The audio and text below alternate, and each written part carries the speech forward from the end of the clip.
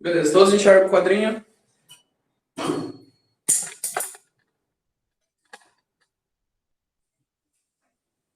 Legal. apareceu não, professor. Professor, não? Não. Oxe. Pessoal, só É, do. Quem foi? O Diego falou que não apareceu, né? não, é só fixar a tela do professor aí, ó. Dá uma olhada nas pessoas lá e a tela que aparecer a apresentação dele, você fixa na tela. Isso. Tem que fixar no preguinho lá que fica do lado do meu nome, senão não vai aparecer mesmo. Tem tipo um alfinetinho pra você fixar a tela dele. Isso aí mesmo.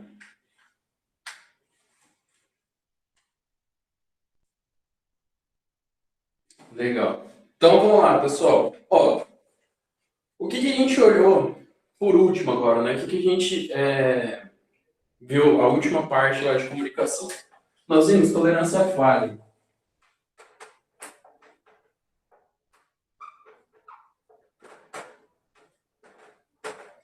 E aqui em tolerância à falha, a gente precisa considerar algumas coisas, tá? A primeira coisa que a gente precisa considerar é o seguinte, que a tolerância à falha, ela pode estar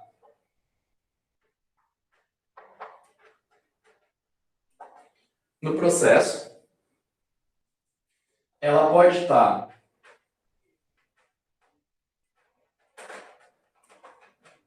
na comunicação e ela também pode estar no processo e na comunicação de forma conjunta. Tá? Então, quando a gente fala em tolerância à falha, o que a gente está pensando? A gente está pensando o seguinte, bom, eu tenho um processo, tem um processo P1 lá. Então, quando a gente olha para o nosso sistema, sem ter nenhum tipo de distribuição, quando a gente olha só para o sistema em um único computador, né, monousuário, enfim, a gente tem o seguinte, bom, um processo, ele tem um fluxo, que é o quê? Entrada, processamento e saída. É o fluxo natural lá, quando a gente está olhando para um só. Quando a gente olha num domínio distribuído, o nosso P1 aqui, ele também tem esse fluxo de entrada, processamento e saída. Só que esse fluxo ele começa a ficar um pouco mais complexo. Por que ele começa a ficar um pouco mais complexo? Primeiro, a entrada ela pode ser local ou não. Então, veja, quando a gente fala lá, no princípio básico de comunicação, né, quando a gente fala de socket lá, o que a gente tem? Que a entrada está num processo remoto e o processamento está em outro processo remoto. Né? A gente está pegando a informação de um servidor ou de uma máquina, enfim, a gente está trazendo isso para ser processado de alguma forma e aí a gente devolve. Né? Ou não, né? A gente pega e, enfim, usa esse dado. O que acontece? Nessa linha aqui, quando a gente olha só a questão da falha, né? Quando a gente olha só a falha, a gente precisa considerar que essa entrada ela precisa existir. Né? Porque se não tiver entrada, não funciona.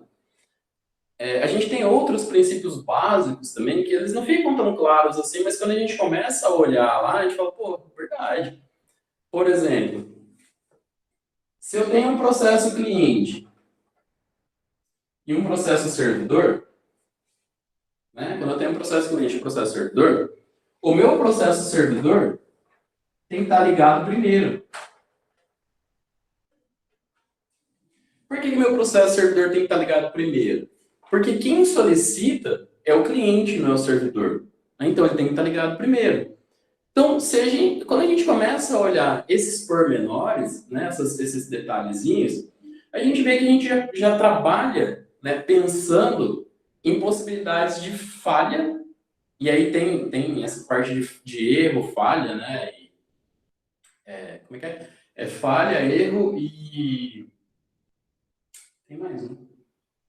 Falha, erro, daqui a pouco eu lembro. A gente já começa a pensar nisso, né? A gente fala, pô, esse cara tem que estar ligado. E aí o que eu faço, né? Eu pego e vejo o seguinte, bom, para eu garantir que o meu sistema não vai dar problema, eu sempre vou ligar o meu servidor primeiro. Tipo, eu sempre vou fazer isso, né? Tipo, eu sempre vou deixar ele ligado. Isso, defeito, falha e erro. Obrigado, Wagner. Defeito, valeu. E aí, se esse cara não tiver ligado, como que eu resolvo isso? Alguém me dá uma luz aí? Se meu servidor não estiver ligado, como que eu resolvo isso?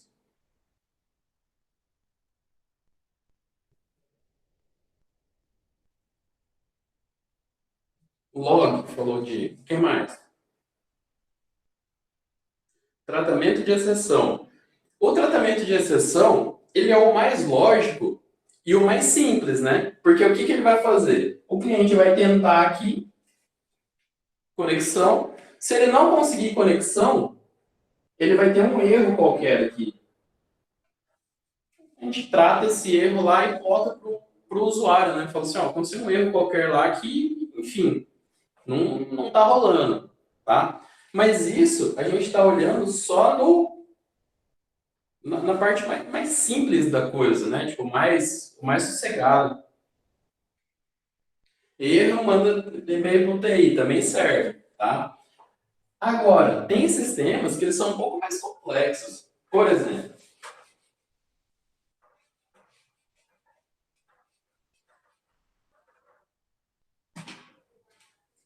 você tem lá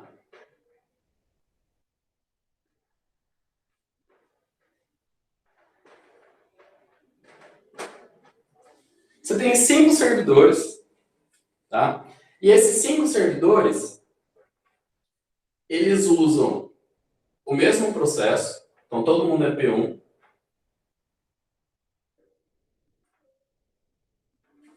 só que, né, Gercel, já que é um galho bom, né? Então, ó, a gente tem lá 5 servidores, todos eles executando um processo P1, ou seja, executando um processo igual, só que a base de dados aqui, ela é local, só que ela precisa ser íntegra, ou seja, tem que ser BD' aqui, BD' aqui, BD' aqui, aqui e BD' aqui. Tá? Ele precisa ser assim. Por quê? Senão dá inconsistência, né? Você tem um cliente aqui, aí ele acessa esse cara aqui primeiro, aí ele tá com BD'. Aí ele vem acessar esse cara aqui depois, esse aqui tá com BD''. Ou seja, essa informação, ela é diferente dessa informação aqui. Ou seja, precisa atualizar em algum momento, né? E aí, como que a gente trata isso? Né? Como que a gente faz essa atualização desse BD aqui? Tá? Como que a gente atualiza essa base de dados de forma que esse cara aqui vai ter BD', beleza. Quando esse cara aqui transformar BD', a gente faz alguma coisa, tá? A gente tem alguma atividade que aí faz com que esse BD', esse BD', esse aqui, e agora o sistema volta a ter consistência, né? Ele volta a estar consistente. Então vejam que aqui, nesse cenário, uma das formas da gente resolver seria o seguinte: da forma como está aqui, eu não consigo resolver. Tá? Por que eu não consigo resolver? Porque eu precisaria fazer uma coordenação entre esses caras.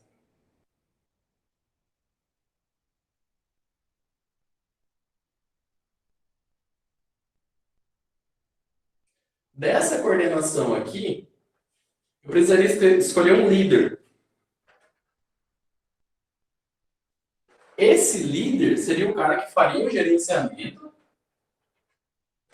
tá? E aí, toda vez que alguém emitisse um sinal lá, falou assim, opa, meu BD aqui, ele mudou. Alguém atualizou alguma informação aqui.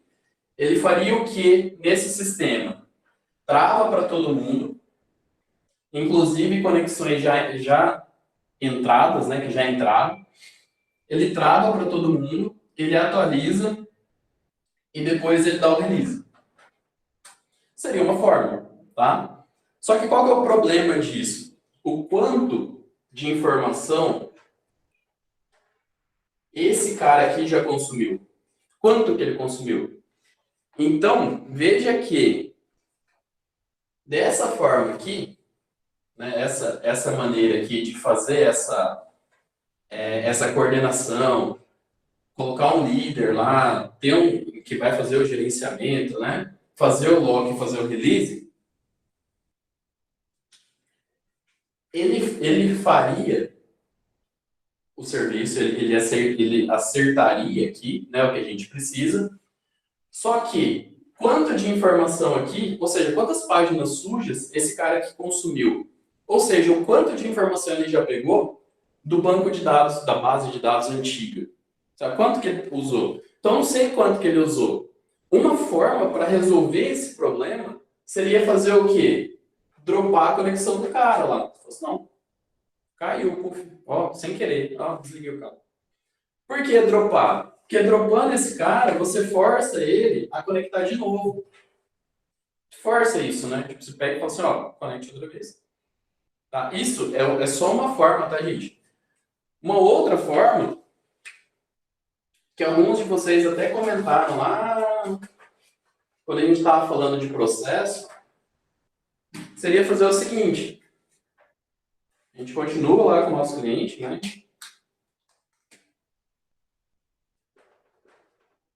Só que agora a gente tem o front-end aqui.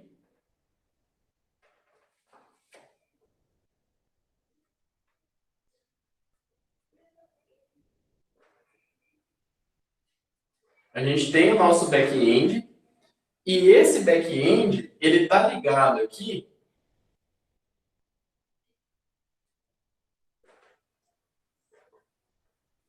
a um pool de armazenamento.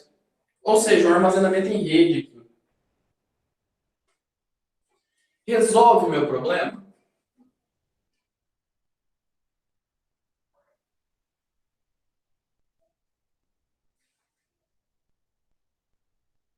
Sim, não sei. Resolveria, né? Por que resolveria? Porque eu estou olhando o meu armazenamento agora como algo centralizado. Né? Ou seja, tudo que mudar aqui, ele vai ser refletido aqui. Né? Tipo, mudou aqui, ele já reflete lá. Pô, beleza, então essa parte de atualização eu consegui mais ou menos aí, usando uma técnica aqui, resolver. Só que agora tem um outro problema. Eu olho esse cara aqui e ele tem uma fila. Tem uma fila de requisições, tá? E esse cara aqui caiu. Caiu, queridos. Como que eu recupero? Tá? Porque se esse cara tem uma fila de requisições e caiu, isso quer dizer que eu tenho cliente 2, cliente 3, cliente N aqui, que acessaram o front-end lá e foram direcionados para esse back-end aqui que caiu. E ele tinha uma fila de requisições lá.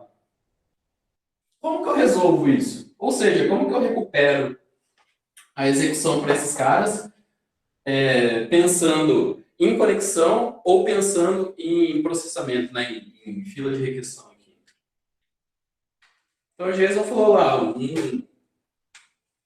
apelidos lá de IP, né? Aliás, de IP. Quem mais? Um IP responderia pelos 3.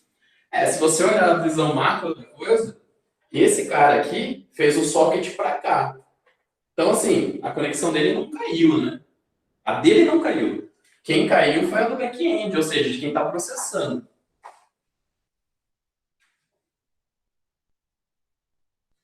Aí o Diego falou assim, controle de carga, né?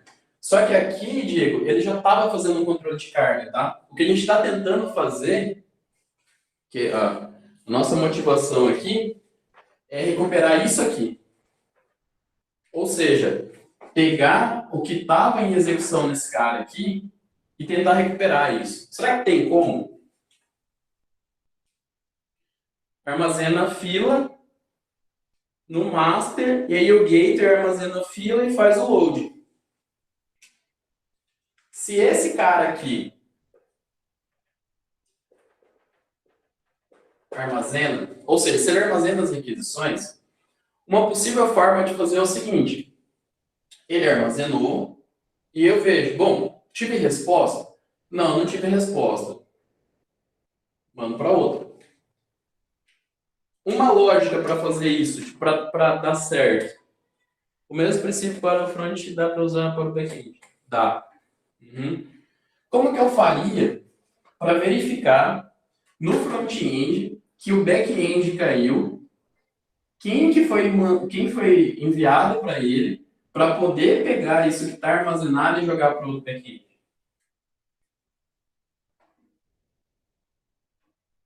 Como que a gente faria isso? Primeira verificação que caiu, e o segundo, pegar essa informação aqui e jogar para um outro campo.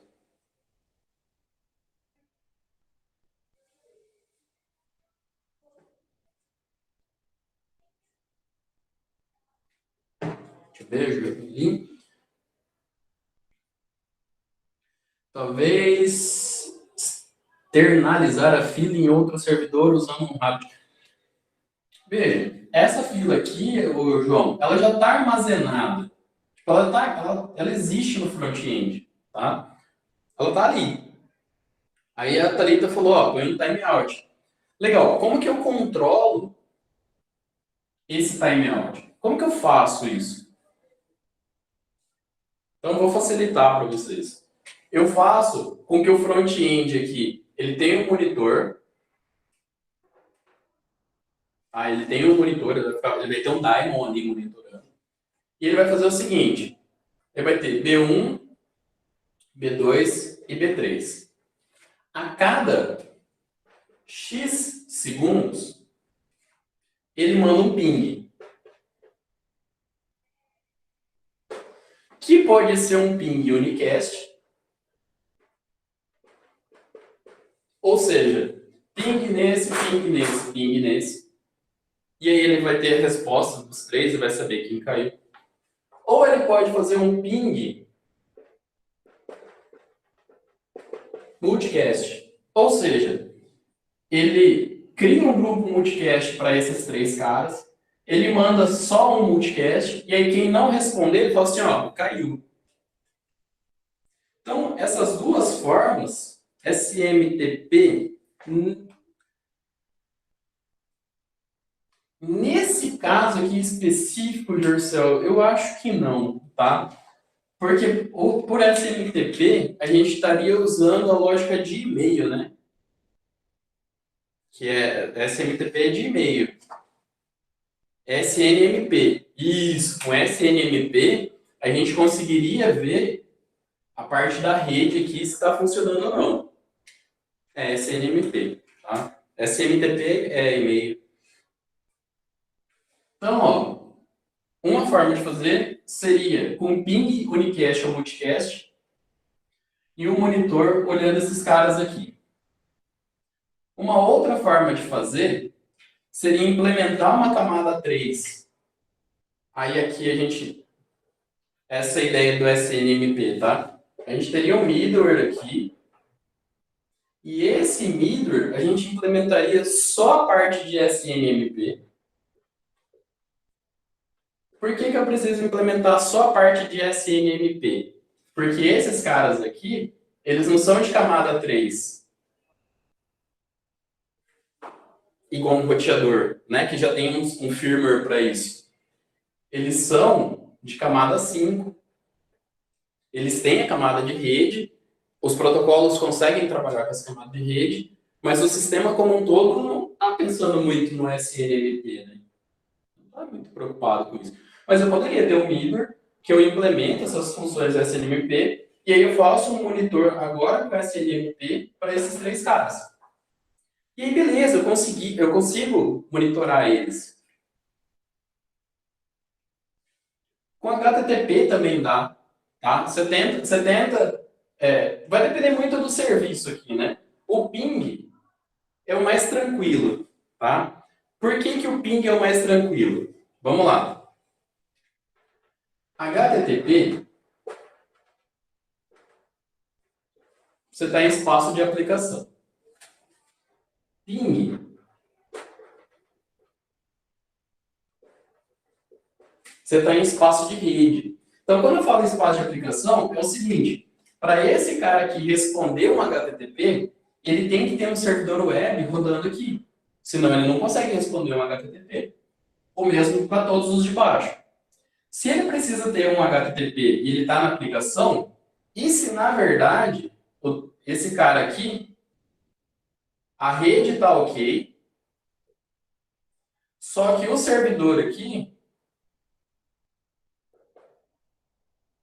travou. E qual servidor travou? Justamente o meu de monitoramento. Puta, ele travou.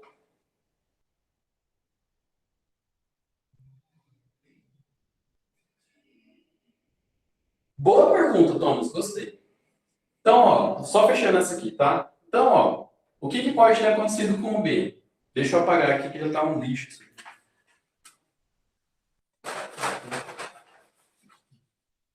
Vou pegar para baixo aqui para fazer as nossas suposições. Então, ó, o que poderia estar acontecendo com o B?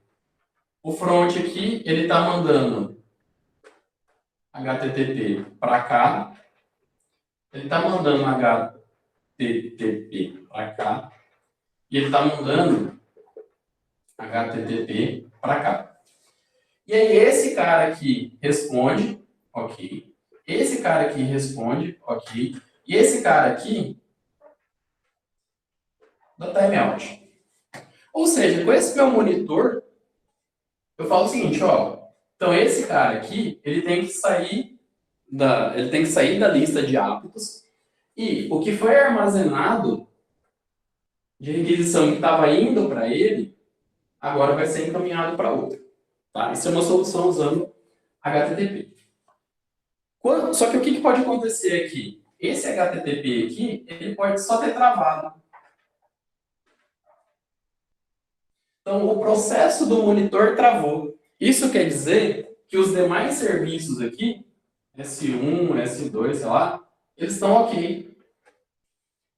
Então, pô, você tirou o cara de execução, porque você está monitorando isso, né? Tipo, ele estava respondendo tal, só que daí você mandou um HTTP lá e não respondeu, você falou assim, opa, já vou tirar esse cara porque ele tá atrapalhando o meu sistema. Quando você faz isso via ping, esse ping está na camada de rede. Então, o que acontece? Na aplicação, você pode ter uma aplicação travada e 2 aplicações rodando. Isso é possível acontecer, tá? Isso não é nada extraordinário. Agora, se esse cara aqui der um ping para esse cara e esse ping não tem retorno, a camada de rede desse cara aqui, ou seja, a camada 3, não tá funcionando. Se a camada 3 não está funcionando, quer dizer que todos os pacotes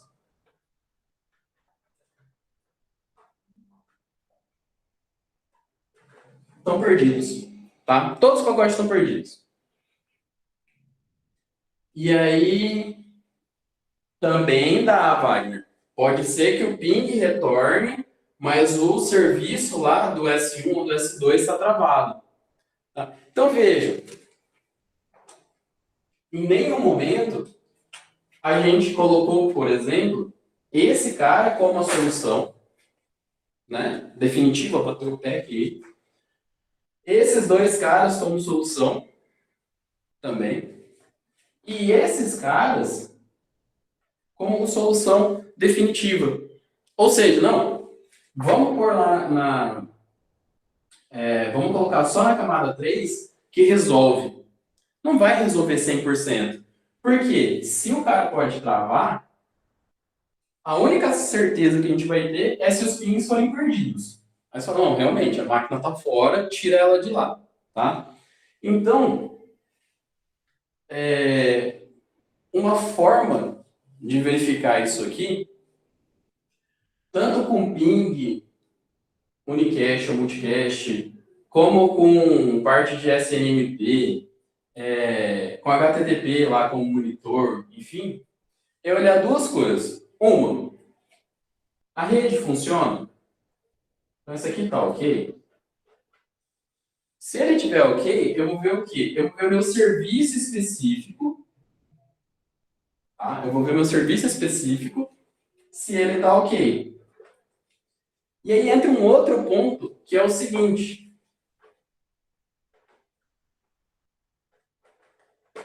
A carga disso. Então, vamos lá. Lembra, ó, a gente tem X segundos aqui, né, para responder. Se eu estiver trabalhando com um servidor de arquivo, 1 segundo é muito tempo ou pouco tempo?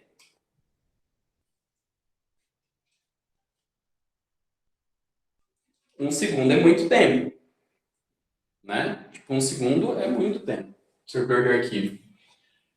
Se eu estiver trabalhando com jogos, 1 segundo é muito tempo ou pouco tempo? Demais! Desde que até a entonação muda, né? Então, assim, pô, 1 segundo, beleza. Nossa, 1 segundo de jogo, meu Deus do céu, você tá louco. Já morri 5 vezes, não dá. Então, o primeiro ponto a considerar é exatamente isso aqui. Quantos segundos, e aí a gente trabalha, né? Segundo, milissegundo, nanosegundo, enfim, qual a escala que a gente vai trabalhar. Pensando que, quando eu estou na faixa de segundo, eu vou ter N mensagens para mandar lá para o meu sistema, onde essas N mensagens, elas vão estar concorrendo, ou seja, elas vão estar atrapalhando, de certa forma, o desempenho da minha aplicação inteira. Quando eu baixo para milissegundos, esse N aqui é multiplicado por 1000. Por quê? O que eu mandava em 1 segundo, eu estou mandando a cada milissegundo. Ou seja, eu estou aumentando a frequência de informação que está passando na minha rede. Logo, eu estou aumentando o quê? A quantidade de utilização de recurso lá para trás do meu front-end. Né? Se eu coloco nanosegundo, piorou, né? Porque daí eu vou ter 10 a sexta vezes N mensagens aqui, só para fazer o controle aqui para ver se está ok ou não. Tá? Então, essa é a primeira parte. A segunda parte, o quanto de carga eu vou colocar na minha verificação lá do meu sistema para ver se ele está acontecendo, ou seja, para ver se ele não está travado. Então, assim, quanto menor, melhor. Né? Então, vejam que, de novo, eu posso fazer em qualquer uma das 3 escalas, sem problema nenhum. Tá? Só que, uma escala grande, o meu sistema, o que pode acontecer? Esse cara aqui em 1 segundo caiu, eu fiquei 1 segundo sem atender nenhuma requisição. Isso é ruim. Se eu coloco milissegundos, eu falo assim, opa, em 1 milissegundo aqui, eu vi que isso aqui caiu. Então eu consigo me recuperar mais rápido. Né? Beleza. Se isso aqui for em nanosegundo, melhor ainda. Ou seja, se for em 1 nanosegundo aqui, cara, show de bola. Tipo, meu sistema caiu, eu já sei que ele caiu. Só que a gente precisa ver o seguinte, qual é o custo disso? Tá? E aí, quando eu falo custo, no seguinte sentido. Imaginem aqui. Agora tem que parar.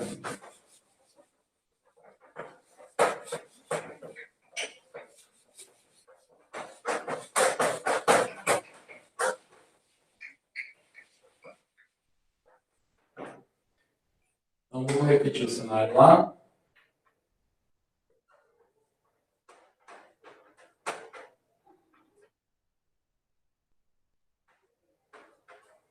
Então, pensem assim, ó, só de controle desse cara para lá, ele vai mandar um pacote por segundo. Então, ele vai mandar um ping só, tá? Um pacote de ping, não vai nem fazer média, ele vai mandar um só. E aí, se retornar ok, ele fala, não, beleza, tá funcionando. Isso quer dizer que nesse cenário, eu vou ter 3 pacotes por segundo. Tá? Se eu aumento para milissegundo, isso quer dizer que eu vou ter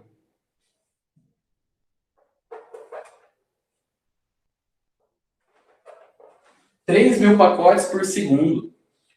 Trafegando onde? 1.000 aqui, 1.000 aqui, 1.000 aqui. Tá? Se a gente for para nanosegundo, aumenta. E aí pensem que, como a gente está pensando num sistema que é distribuído, que tem que ser transparente, que tem que ter um bom tempo de resposta, que tem que ter um tempo de rede, né? Deveras aí interessante. Quanto mais back-end a gente coloca,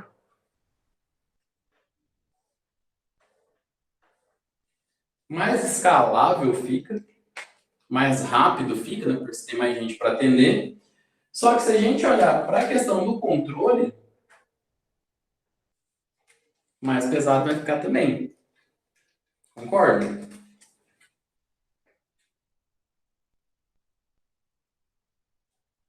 Sim, Anderson. Se a gente, ó, isso aqui que a gente está olhando, tá? Isso que a gente está olhando é para um sistema, tipo, simprão, assim, de tudo, sabe? A gente está olhando lá um servidor web, por exemplo, tá? Um e-commerce, enfim.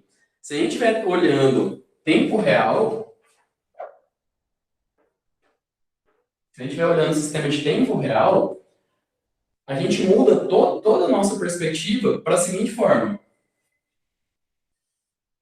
Ao invés de gastar 3.000 pacotes aqui, tá, de verificação, eu vou usar aqui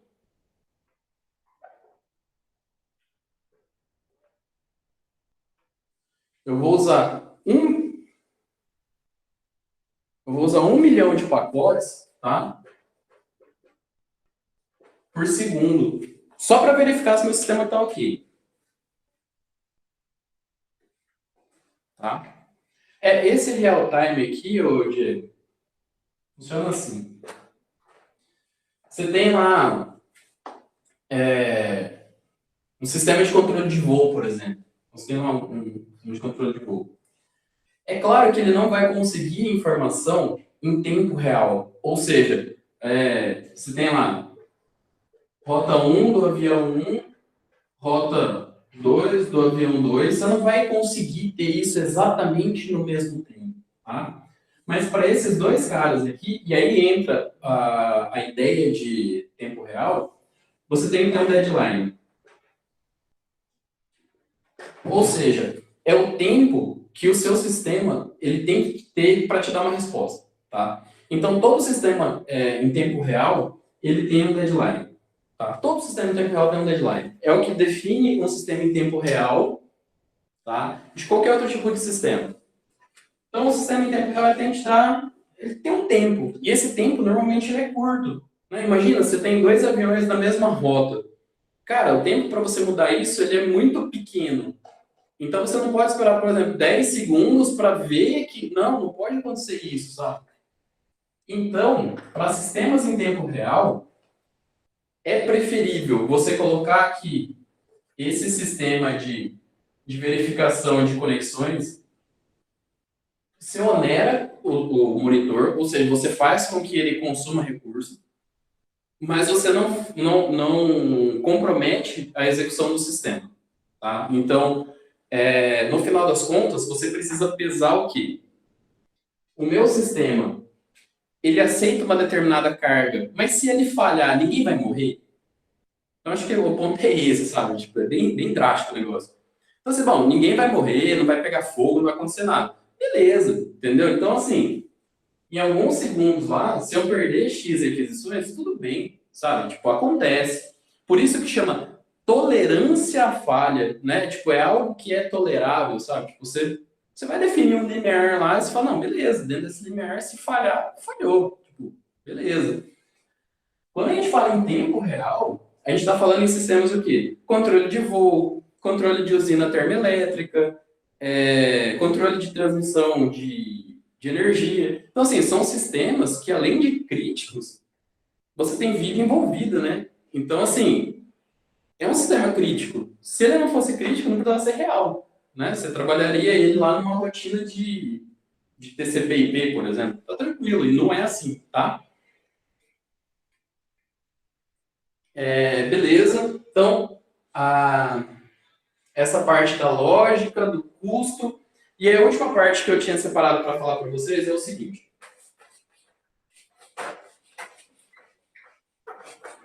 Na verdade, tinha mais uma, mas eu não lembro.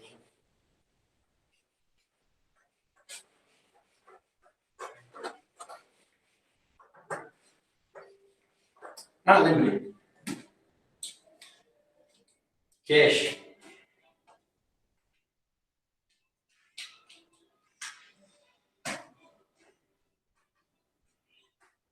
Cache. Então, qual que é... eu tô ficando velho, Zé. Quando vocês tinham aula comigo, eu tinha memória boa, agora eu tô ficando velho. Aí tá embaralhando. Servidor de cache. Qual que é a ideia do cache?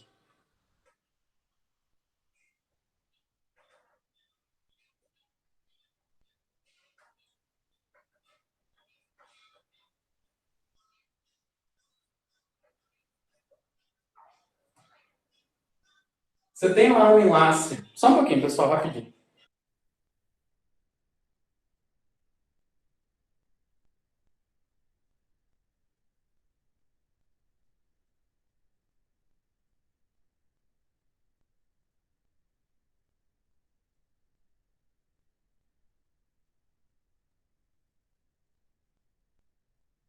Beleza, doutor. Então, ó, qual que é a motivação de cache? Normalmente, quando você tem uma banda aqui entre o gateway e qualquer outra rede lá para fora, quando essa banda é pequena, a banda é interna, então ela começa a sufocar a banda externa. Então, como assim sufocar a banda externa? Vamos pensar que esse cara aqui vai se conectar a 1 mega. Esse é 1 mega. Esse é 1 mega. Se os três conectam a 1 mega, que é o que é dado teoricamente, aqui a gente vai ter uma fila de 2 mega. Por que uma fila de 2 mega? Porque você vai ter um atendido e dois esperando. Né? Então, qual que é o rolê do cache? O rolê do cache é baseado em acesso.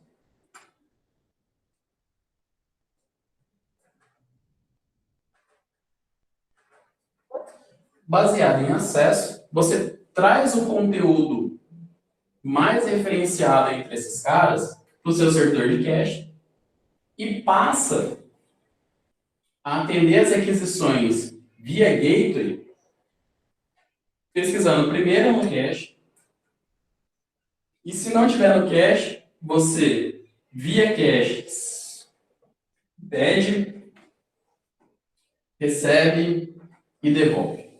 Tá? Ideia bem geral de cache para a web. Tá? Aí alguém me fala assim, pô, professor, mas como que a gente sincroniza, não? Como que a gente mantém a coerência da informação? Né? Como que a gente mantém a informação atualizada? Nesse cara aqui, a gente vai fazer o quê? A gente vai usar HTTP, o mesmo HTTP, e a gente vai fazer o quê? Requisições em X segundos, tá? Porque uma página não é tão volátil assim.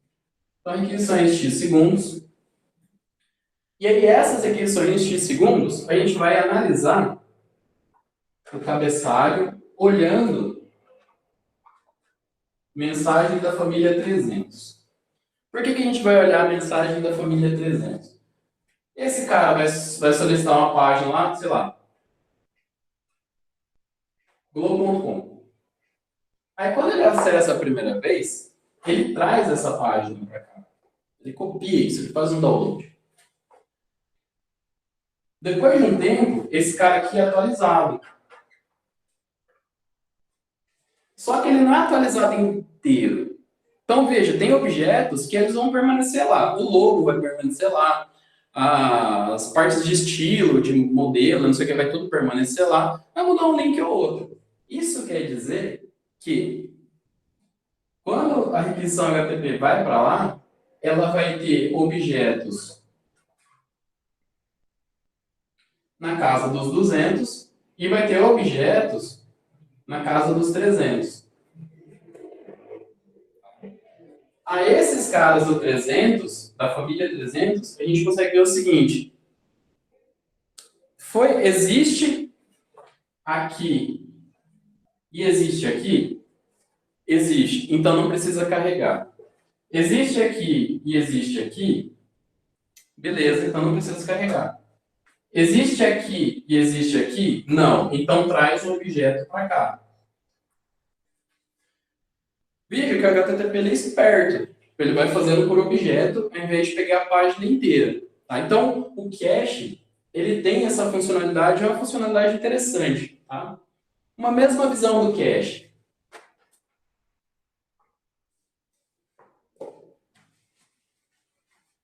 Você tem lá uma rede.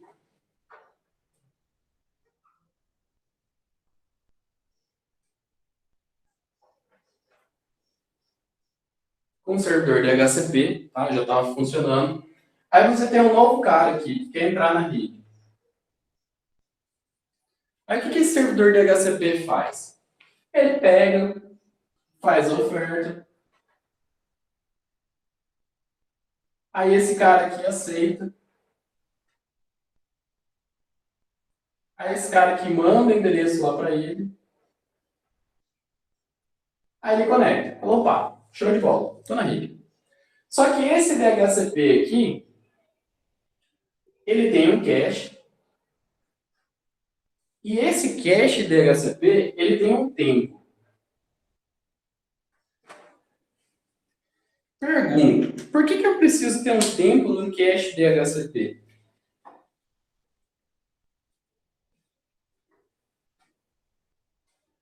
Alguém saberia me dizer?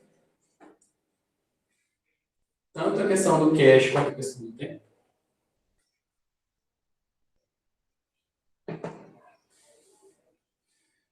Uma é a hora que o tempo expira. Então aqui deu timeout lá, ele libera o IP. Beleza, João. Isso é uma utilidade. A outra utilidade desse tempo, né, aqui, é para não forçar um IP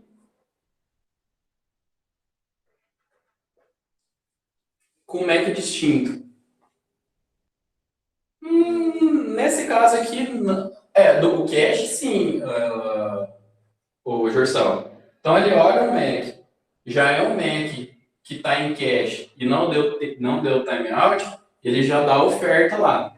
Tá? Então ele diminui essa quantidade de transações aqui. Ele vai bem rápido, tá? Em relação à primeira, que é rápido também, mas é só para ficar mais rápido. Duplicidade, que falou o Thomas ali.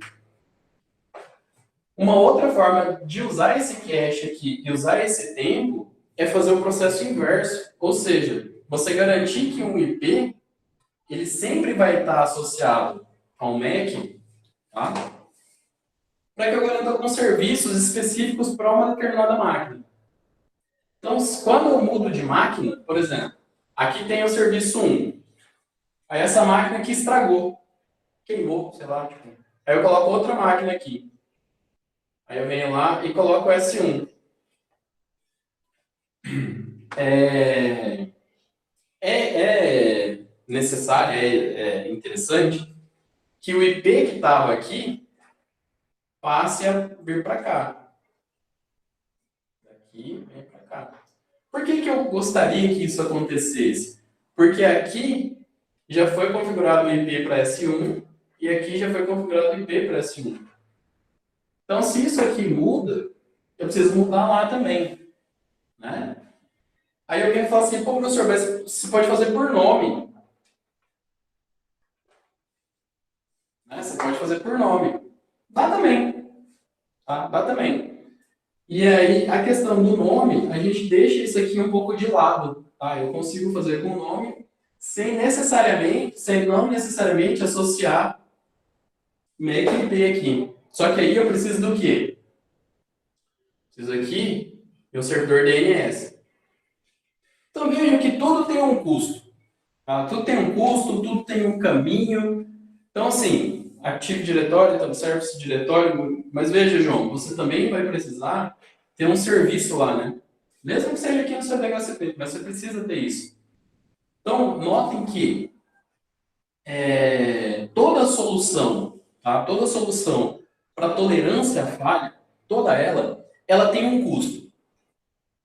E aí vai depender de quem está implementando fazer uma análise nesse custo e falar assim, não, esse custo é um custo que dá para pagar, ou não, esse custo não é um custo que dá para pagar, sabe? Tipo, não compete. Tudo bem, pessoal? Tranquilo? Aí?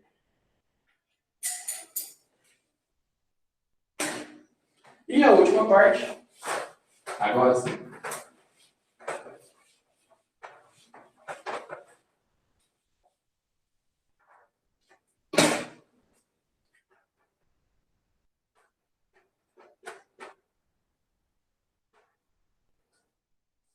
Esqueci de novo. Tô falando que a idade tá batendo.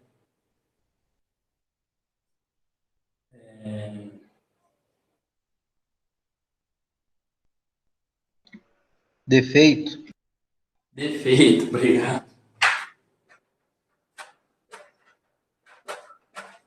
Então, erro, falha e defeito.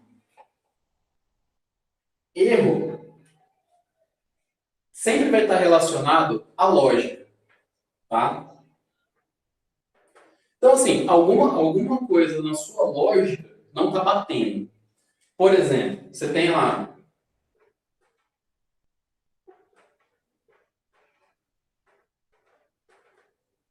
servidor 1, servidor 2, a mesma situação do primeiro exemplo, tá? Então, aqui ele tem o processo 1, a base de dados linha, aqui ele tem o processo 2, base de dados linha. Só que essa base de dados, ou ela deveria ser só linha, ou ela deveria ser só linha, tá? Ou linha aqui, ou linha aqui. Tá? Então, ela precisaria estar consistente em algum momento. Se esse cara pode acessar aqui, ou esse cara pode acessar aqui, ele pode acessar qualquer um dos dois, um erro nessa questão aqui é justamente na parte da lógica de sincronização entre a base de dados aqui. Ela não tá boa, ela não está condizente. Por que ela não está condizente? Porque ela está gerando um erro aqui. Ou seja, o cara pegou lá, por exemplo, um saldo bancário daqui, ele deu um valor. Ele pegou um saldo bancário daqui e deu outro valor. Eu falo, era para ser o mesmo, mas não é o mesmo. Tá? Então, causou um erro, questão de lógica. Falha, ele está relacionado, muito mais relacionado a hardware. Tá? E aí, hardware, tanto na parte de processamento quanto na parte de rede. E é algo que, assim, acontece, pode acontecer em uma vez, pode acontecer duas vezes, pode acontecer uma vez e nunca mais acontecer, mas normalmente está associado a hardware. Principalmente a disco. Tá? Então, hoje, já é bem mais difícil isso acontecer, né? Porque a gente tem lá rede, armazenamento em rede, HDs com SSD, o negócio é diferenciado hoje. Mas o disco, como ele armazena, né, a informação, se essa informação está corrompida ali dentro, ela não está corrompida para todo mundo. Ela está corrompida e alguém vai sentir isso ou pode nunca sentir isso. Então, a falha normalmente está relacionada a hardware, tá? E o defeito, ele pode estar tanto na parte lógica quanto na parte de hardware, tá? Ou seja, como assim, né, na parte lógica e na parte de hardware?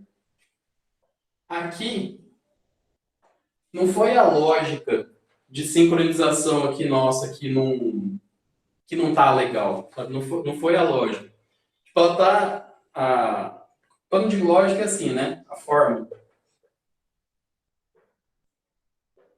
tempo, enfim, né? A forma como isso aqui vai ser atualizado. Tipo, ele vai ser atualizado em algum momento, mas a lógica dele não tá legal, tá causando erro. O defeito é quando essa atualização aqui, ela não acontece. Tipo, ninguém pensou, falou assim, cara, precisa atualizar nos dois. Então, pô, tá rodando lá, tá rodando aqui, e não tem nenhuma função, não tem nada para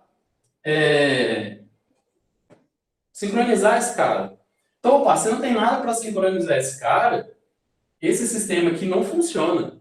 Não é nem que ele está com erro, ele não funciona mesmo. Tá? Então, veja que o defeito e o erro, eles estão bem parecidos, com uma diferença. O erro, ele está mais para a questão de forma. A gente consegue arrumar, por exemplo, ó, toda vez que eu atualizar BD linha aqui, eu travo, ou seja, eu bloqueio aqui, e aí eu atualizo aqui linha, aí eu atualizando linha aqui, eu libero. Resolvi o erro aqui, acabou o erro. Porque agora, toda vez que atualizar aqui, trava todo mundo, ele atualiza. O defeito, o que está acontecendo? Atualizou aqui para 1. Esse cara aqui nunca ficou sabendo que atualizou para 1 lá. Tipo, e aí? Ele não faz nada, porque não tem o que fazer. Tá? Então, isso é um defeito que precisa ser corrigido. Beleza? Então, e nisso tudo, tá? Tanto na questão da lógica do processo, na questão da rede, na questão dos custos, né? A gente nunca vai ter uma ferramenta, não tem uma ferramenta que vai quantificar isso. Fala assim, então em X segundos vai ser bom, em X milissegundos vai ser bom. O que a gente precisa fazer então, já que não tem isso? A gente precisa analisar o nosso sistema como um todo, analisar os requisitos dele, analisar o que o nosso cliente espera, né? Fazer todo esse estudo, planejamento de capacidade, ver quantas requisições por segundo o sistema está programado para receber, qual é o tempo de resposta aceitável. Então a gente olha tudo isso e aí traz formas de fazer com que o sistema continue funcionando, tá? Deixa eu baixar aqui. Rompimento de uma fibra. Falha. Por que é uma falha? O sistema como um todo, ele funciona.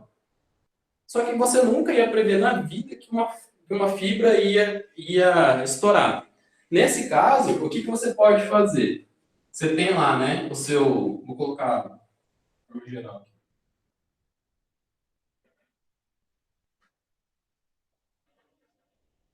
Você tem a rede onde o seu sistema está. Aí o que você faz? Você põe lá, provedor 1,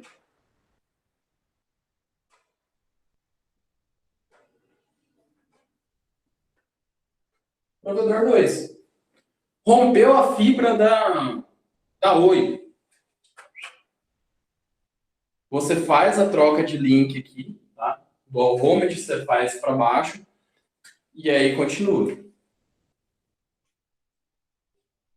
Diego, fica à vontade, cara. Tranquilo.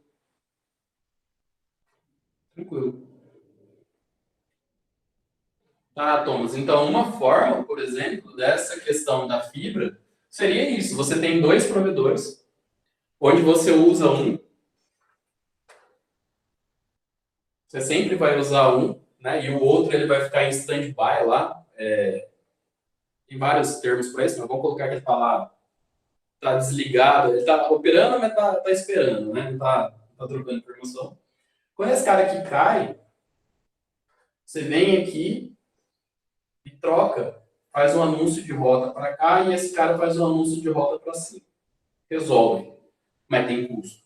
Tá? Então, tudo que você tentar fazer para o seu sistema não parar, ele vai envolver um custo. E aí você tem que ver se você está disposto a pagar esse custo. Tá? Pessoal, então o que eu tinha separado ali de algumas coisas que eu achei interessante falar para vocês era isso. Perguntas?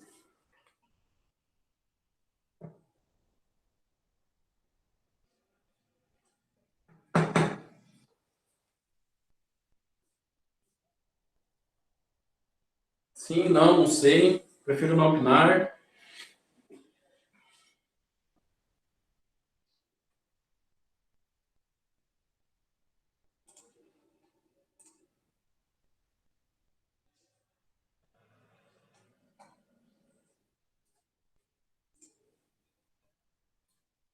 Beleza. Então, pessoal, só reforçando, tá?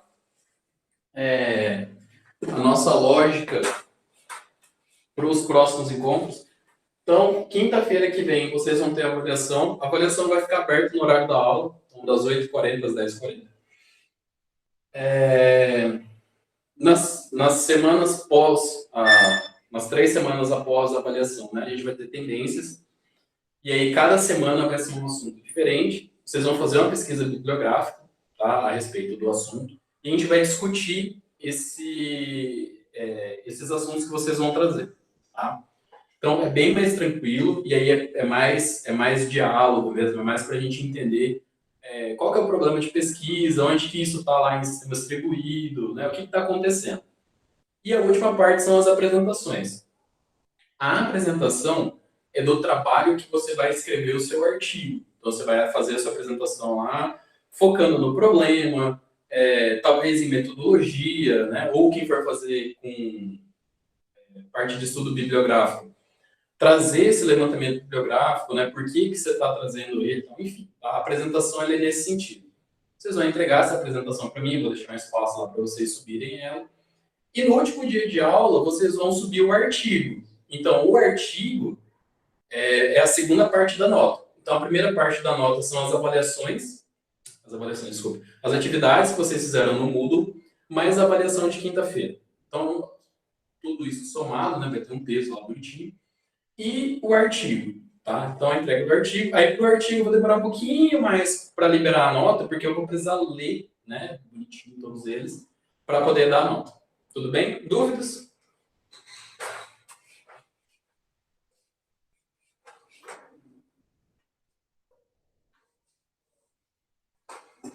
Beleza, pessoal. Bom, quem está sem acesso lá na planilha, eu vou liberar agora. Tá? Eu vou deixar no esquema para vocês. E eu prometo para vocês que até a semana que vem eu libero a ordem das apresentações, tá?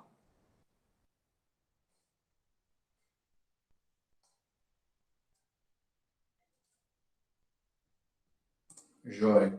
Então é isso, pessoal. Vocês não têm mais dúvidas, eu já